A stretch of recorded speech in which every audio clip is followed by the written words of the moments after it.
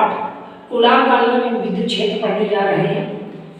यह पाठ पढ़ने से पहले हमको आवेश के बारे में, आवेश कितने प्रकार के होते हैं और आवेश के कारण धारा गति है इसके बारे में, और कूलाम के नियम के बारे में, विद्युत क्षेत्र के बारे में, विद्युत क्षेत्र की तीव्रता के बारे में आदि के बारे में हम लोग पढ़ेंगे।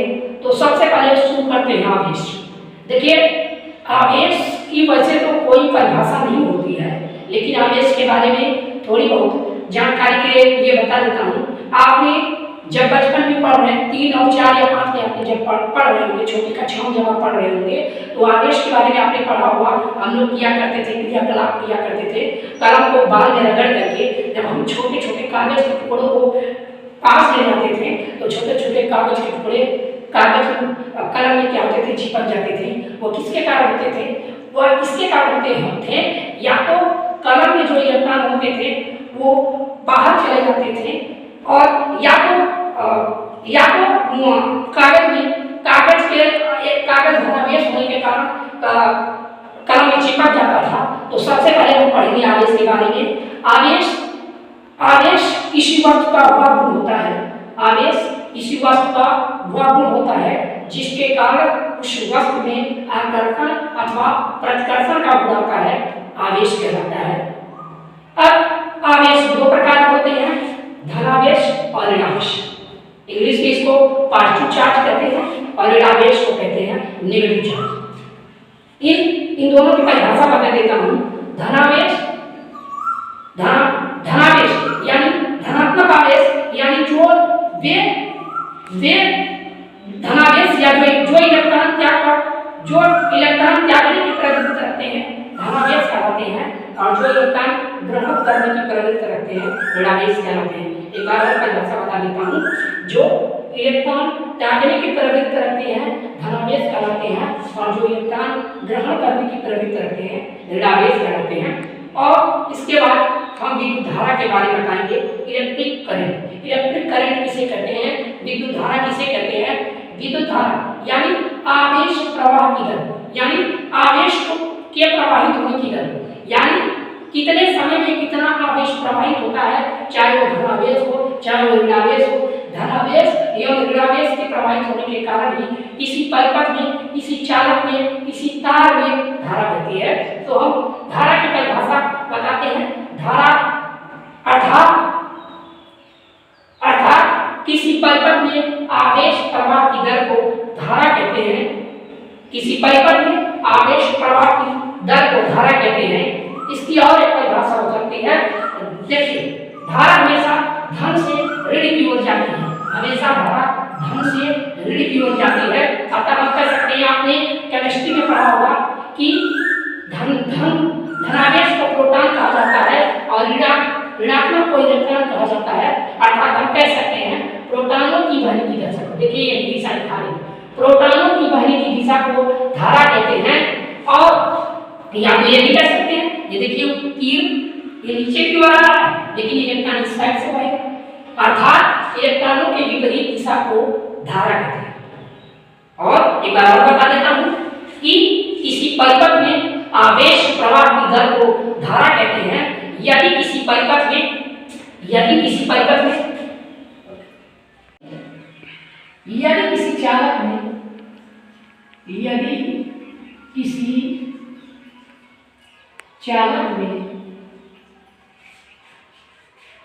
चालक में 30 सेकंड में क्यों आवेश प्रवाहित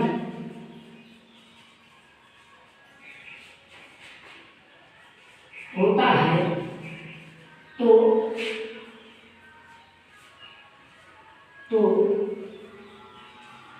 परिपथ में प्रवाहित विद्युत धारा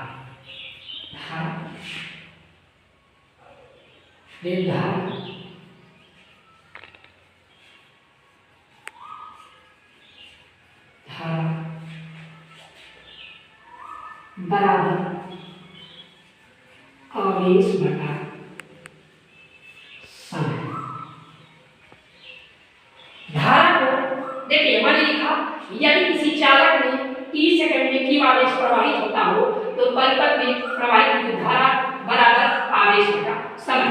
विद्युत धारा को I से निरूपित करते हैं तो I बराबर हो सकता है Q बटा T। ये सूत्र हो सकता है विद्युत धारा की, अर्थात किसी परिपथ में आवेश प्रवाह की दर को धारा कहते हैं। ऐसे भी आप परिभाषा बना सकते हैं कि एकांक समय में किसी चालक में जितना आवेश प्रवाहित होता है उसी को विद्युत धारा कहते हैं। इसका मात्रक हो जाएगा, देखिए आवेश का मात्रक होता है कूलम और समय का मात्रक होता है सेकेंड, अर्थात धारा का मात्रक हो सकता है विद्युत धारा का मात्रक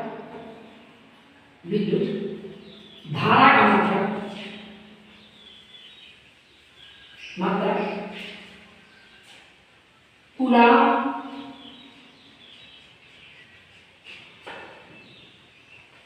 प्रति सेकेंड होता है। इसे एम्पियर भी कहते हैं। चूंकि विद्युत धारा की खोज एम्पियर ने किया था, अतः लोग उनको सदैव तक याद रखें। अतः विद्युत धारा का मतलब एम्पियर होता है, अतः इसे एम्पियर भी कहते हैं। अब आगे ये भी पढ़ेंगे हम मूल आवेश के बारे में। मूल आवेश किसे कहते हैं? देखिए हर परमाणु, दुनिया का ऐसा कोई परमाणु नहीं आपने पढ़ा होगा, देखिए जितने इलेक्ट्रॉन होते हैं उतने ही प्रोटॉन होते हैं, अर्थात परमाणुओं के मूल कण पर, किसका? परमाणुओं के मूल कण पर, परमाणुओं के मूल कण पर जो आवेश होता है उसी को मूल आवेश कहते हैं। क्या कहेंगे? परमाणुओं के मूल कणों पे जो आवेश होते हैं उसे मूल आवेश कहते हैं। यह आवेश की सबसे सूक्ष्मतम इकाई होती है, अर्थात कह सकते हैं Q बराबर NI, जहां N बराबर परमाणुओं में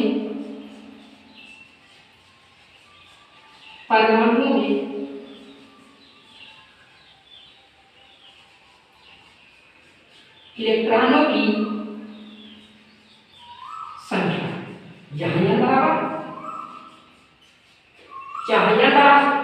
परमाणु में इलेक्ट्रॉनों की संख्या, यह आवेश की सबसे सूक्ष्मतम इकाई होती है। एक बार और परिभाषा बता देता हूँ, परमाणुओं के मूल कणों पर जो आवेश होते हैं उसे मूल आवेश कहते हैं। इसे Q से निरूपित करते हैं, Q बराबर NI, जहां N बराबर परमाणुओं में इलेक्ट्रॉनों की संख्या और E बराबर इलेक्ट्रॉन। ओके, अब इसके बाद हम लोग पढ़ते हैं कूलम का नियम। अगली हेडिंग होगी कूलम का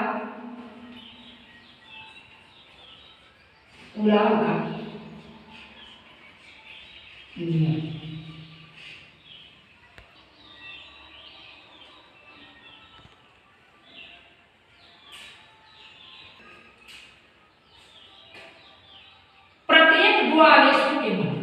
प्रत्येक दो आवेशों के मध्य पारस्परिक बल कार्य करता है। कैसा बल? पारस्परिक का मतलब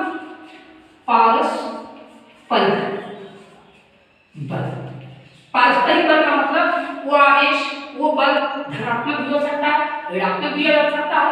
अगर समान आवेश होंगे तो उनके बीच प्रतिकर्षण बल कार्य करता है, यदि विपरीत आवेश होंगे अर्थात धन और ऋण होंगे तो उनके बीच आकर्षण बल कार्य करेगा। अतः इसको ना करके एक साथ हम इसको पारस्परिक बल कहते हैं, अर्थात दो आवेशों के बीच पारस्परिक बल कार्य करता है और यह बल उन दोनों आवेशों के गुणनफल के समानुपाती होता है, अर्थात यह proportional to Q1 into Q2। माना दो आवेश Q1 है Q2 है, मान लीजिए यह बल, तो बल क्या हो जाएगा? बल दोनों आवेशों के स्थिति जुड़ेगा, अर्थात बल दोनों आवेशों के गुणनफल की क्या समानुपाती है। कूलम ने कहा कि दो आवेशों के बीच पारस्परिक बल कार्य करता है और यह बल इन दोनों आवेशों के गुणनफल के क्या होता है, समानुपाती होता है और इनके बीच के दूरी के क्या होता है, व्युत्क्रमानुपाती होता है। क्यों व्युत्क्रमानुपाती होता है? मान लीजिए Q1 है, मान लीजिए Q2 है और इनके बीच की दूरी मान लीजिए R है। देखिए आवेशों के गुणनफल के समानुपाती होता है, क्योंकि भाई दो आवेश लेंगे तो बल क्या होगा, उतना ही गुना हो जाएगा, उतना ही गुना हो जाएगा। और उनके बीच की दूरी के व्युत्क्रमानुपाती क्या होता है? क्यों? क्योंकि जैसे हम दो चुंबक ले लें, जैसे मान लीजिए एक चुंबक है, एक चुंबक है, ये दोनों पास है, ये दोनों विपरीत है या फिर परस्पर समान है। अगर समान दो चुंबक बनाए तो उनके बीच कैसा बल होता है, प्रतिकर्षण का बल लगता है, वो दूर भगाने की कोशिश करते हैं। अगर दो विपरीत चुंबक बनाए, उत्तरी ध्रुव दक्षिणी ध्रुव के पास में, तो दोनों चुंबक क्या होते हैं, तेजी से चिपक जाते हैं। लेकिन अगर चुंबक को दूर करते जाएं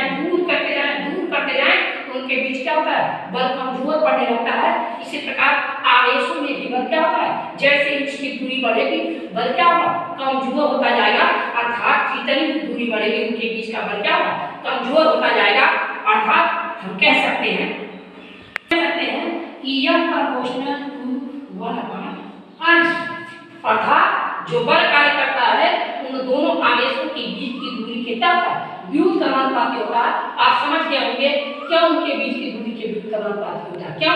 क्योंकि दूरी बढ़ने के साथ बल क्या होता है, कमजोर पड़ने लगता है। जैसे दो चुंबक में बल क्या होता है, कमजोर पड़ने लगता है। अब इन दोनों को हम एक साथ लिख सकते हैं एक ही साथ। अर्थात हम लिख सकते हैं यह proportional to Q1 Q2 upon R। और इस पर एक साथ लिख सकते हैं। और हम लोग हमेशा जानते हैं कि प्रोपोर्शनल हटाने के लिए हम लोग क्या लगाते हैं, कांस्टेंट लगाते हैं। क्यों लगाते हैं? क्योंकि ये क्या लगभग बराबर है। इसको बराबर करने के लिए क्या होता है, जैसे दो प्रोपोर्शनल टू 4, ये बराबर कब होंगे, जब इसके दो का गुना करेंगे। जैसे 2 गुणे 2 करेंगे तो क्या होगा, 2 गुना 4, यानी ये 4 के क्या बराबर है। इसी प्रकार हमेशा प्रोपोर्शनल टू क्या होता है, अगर किसी चीज का गुणा करेंगे तभी ये बराबर होगा।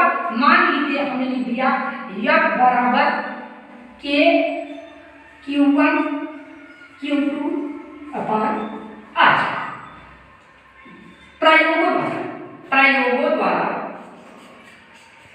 प्रयोगों द्वारा K का मान 1/4 पाई, और जो इसको बोलते हैं एप्सिलॉन, जो ई की तरह इसको बोलते हैं एप्सिलॉन, 4 पाई एप्सिलॉन 0 की होता है जब प्रयोगों द्वारा K का मान 1/4 पाई एप्सिलॉन 0 K होता है। तो हम लिख सकते हैं F बराबर 1/4 pi epsilon 0 K Q1 Q2 upon R। हम इसको सूत्र बन गया है, ये कूलॉम बल निकालने का सूत्र होगा। जहां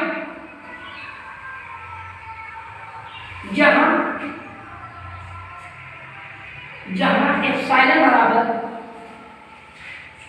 निर्वात की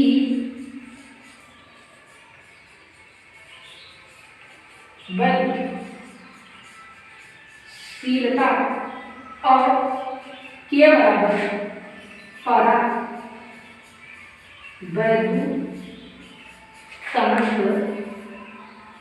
परावर्तन है। जहां एप्सिलॉन बराबर निर्वात की गतिशीलता और K बराबर क्या है, परावर्तन है।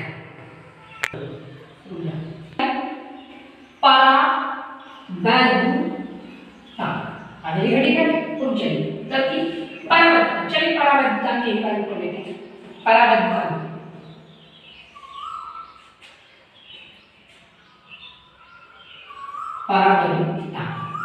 ठीक है, चलिए इसके बारे में पढ़ते हैं। इसकी परिभाषा बनेगी किसी माध्यम में गतिशीलता। माध्यम 3 प्रकार के होते हैं, ठोस, द्रव और गैस। कितने प्रकार के होते हैं माध्यम? माध्यम 3 प्रकार के होते हैं, ठोस, द्रव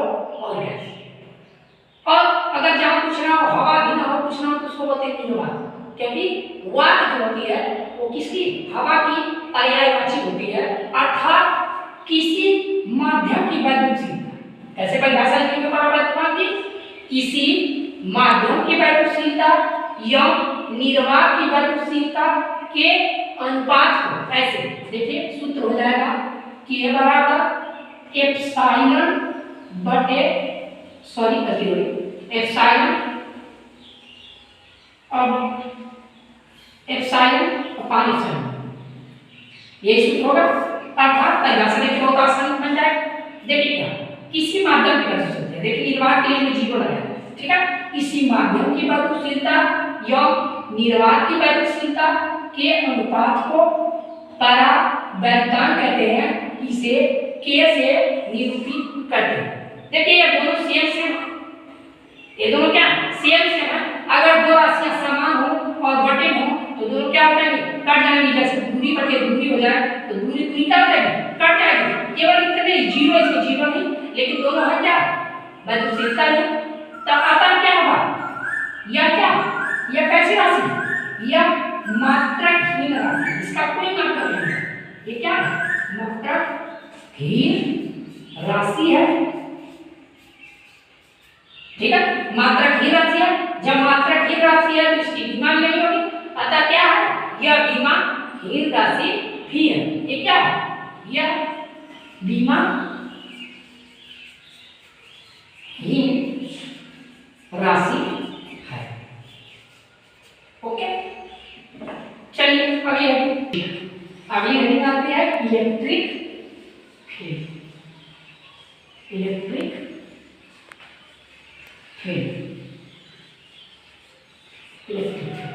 इलेक्ट्रिक फील्ड के बारे में बता देते हैं। इलेक्ट्रिक फील्ड जैसे मान लीजिए कोई आवेश, जैसे मान लीजिए कोई चुंबक, एक चुंबक है तो इसकी एक एरिया हो, जैसे मान लीजिए कोई अलाव जल रहा हो कि अग्नि जल रही होगी, आप अग्नि वहां जलाएं, बहुत दूर जला दें और दूर से खड़ा होके क्या आपको गर्मी महसूस होगी, आपको उष्मा का कोई अनुभव होगा नहीं। जब आप अलाव के पास जाएंगे, उसके नजदीक जाएंगे, तब आपको गर्मी महसूस होगी।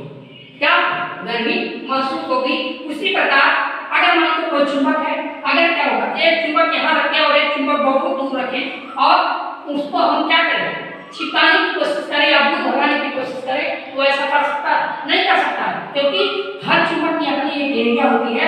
उसी प्रकार मान लीजिए कोई आवेश है, ये कोई आवेश है, इसकी भी कोई कुछ ना कुछ एरिया होगी, कुछ ना कुछ एरिया होगी।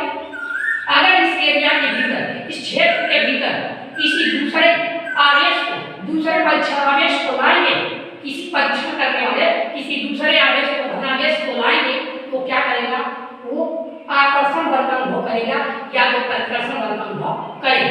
और जो भी हम देखिए परीक्षण जब भी करते हैं तो कैसा आवेश लेते हैं, धनावेश लेते हैं। हमेशा कैसा, धन का आवेश लेते हैं, धनात्मक आवेश लेते हैं। तो परिभाषा देखिए बहुत आसान है। किसी विद्युत क्षेत्र के भीतर, देखिए हर आवेश के चारों तरफ जो क्षेत्र होता है उसी को विद्युत क्षेत्र बोलते हैं। किसी आवेश के परिधि, किसी आवेश के परिधि वह क्षेत्र, देखिए हमने यह बना भी दिया है समझाने के लिए आपको।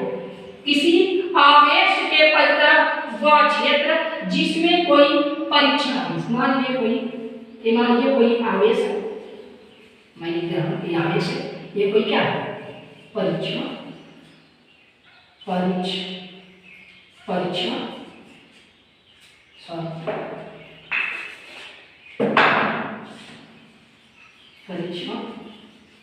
आवेश, ठीक है। मान लीजिए किसी आवेश के परिधि वह क्षेत्र जिसमें कोई परीक्षण आवेश पारस्परिक बल का, किसका, पारस्परिक बल का अनुभव करे, विद्युत क्षेत्र का। किसी आवेश के परिधि वह क्षेत्र जिसमें कोई परीक्षण आवेश पारस्परिक में पहले बता चुका हूं, आकर्षण और प्रतिकर्षण, पारस्परिक बल का अनुभव करे, विद्युत क्षेत्र कहलाता है। हो गई परिभाषा। अगली विद्युत क्षेत्र की तीव्रता, विद्युत क्षेत्र की तीव्रता,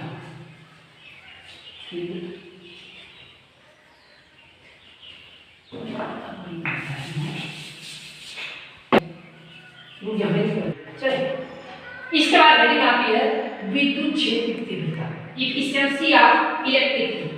बहुत सिंपल सी बात है कि तीव्रता का मतलब आप समझ सकते हैं कि जैसे जितनी तेज ज्वाला जलेगी, यानी जितना तेज कोई अलाव जलेगा आप उतनी ऊष्मा का अनुभव करेंगे, उतनी गर्मी का अनुभव करेंगे। जैसे आप कोई भोजन पका रहे हो, गैस का जितना बढ़ाएंगे, गैस का फ्यूल जितना बढ़ाएंगे, भोजन उतनी जल्दी क्या होगा, पकेगा। या फिर जितना बड़ा चुंबक होगा उतना उसका आकर्षण बल या उतना उसका प्रतिकर्षण बल होगा। परिभाषा बना सकते हैं, परिभाषा लिख सकते हैं कि किसी विद्युत क्षेत्र के भीतर, किसी विद्युत क्षेत्र के भीतर परीक्षण आवेश जितने बल, यानी जितने बल का अनुभव करता है, यानी जितने ताकतवर बल का अनुभव करता है, अर्थात किसी विद्युत क्षेत्र के भीतर परीक्षण आवेश जितने बल का अनुभव करता है, विद्युत क्षेत्र की तीव्रता कहलाती है। इसे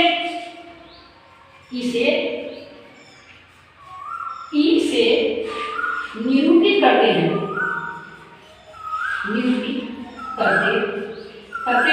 अर्थात E बराबर हो जाएगा F बटा Q, यानी F जा क्या है, जहां F बराबर क्या है, जहां F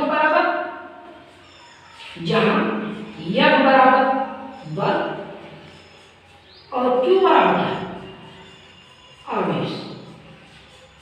बराबर है, इसका मात्रक हो जाएगा न्यूटन प्रति कूलम। इसका मतलब क्या होगा, न्यूटन प्रति कूलम। विद्युत क्षेत्र की तीव्रता का मतलब होगा न्यूटन प्रति कूलम।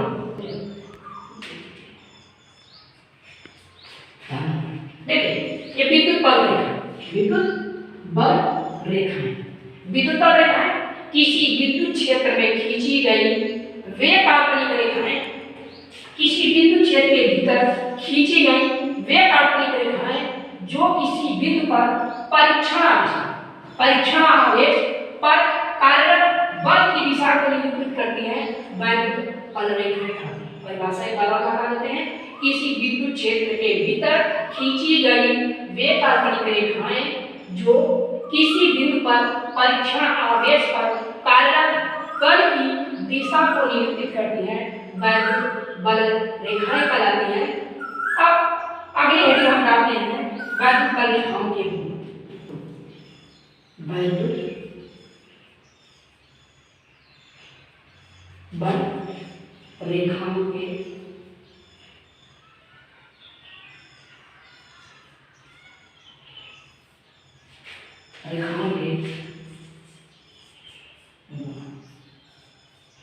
देखिए पहला बता देते हैं। देखिए वैद्युत बल रेखाएं हमेशा धनावेश से ऋणावेश की ओर चलती है। पिछले चित्र में आपने देखा होगा, हमने दिखाया कुछ ऐसे चित्र था। वैद्युत बल रेखाएं हमेशा धन से किस ओर चलती है, ऋण की ओर चलती है। तो पहला यही हो जाएगा कि वैद्युत बल रेखाएं हमेशा धन सिरे से निकलकर ऋण सिरे में क्या होती है, प्रवेश करती है। और वैद्युत बल रेखाएं देख लीजिए, सारे तीरों में देख लीजिए, सारे तीर में देख लीजिए, वैद्युत बल रेखाएं दूसरा वैद्युत बल रेखाएं कभी भी एक दूसरे को प्रतिच्छेदित नहीं करती। क्यों प्रतिच्छेदित नहीं करती? क्योंकि इनके प्रतिच्छेद बिंदु पर बल की दो रेखाएं प्राप्त होंगी, जो कि क्या है, असंभव है। बल की दो दिशा नहीं हो सकती, बल्कि हमेशा क्या होगी, एक ही दिशा होगी, या तो अंदर की ओर या तो बाहर की ओर। अर्थात वैद्युत बल रेखाएं कभी भी एक दूसरे को नहीं काटती, क्योंकि इनके प्रतिच्छेद बिंदु पर बल की दो दिशाएं प्राप्त होती हैं, जो कि क्या है, असंभव है। अगले चैप्टर, अगले वीडियो में पढ़ेंगे। बस आज के लिए इतना ही। That's all.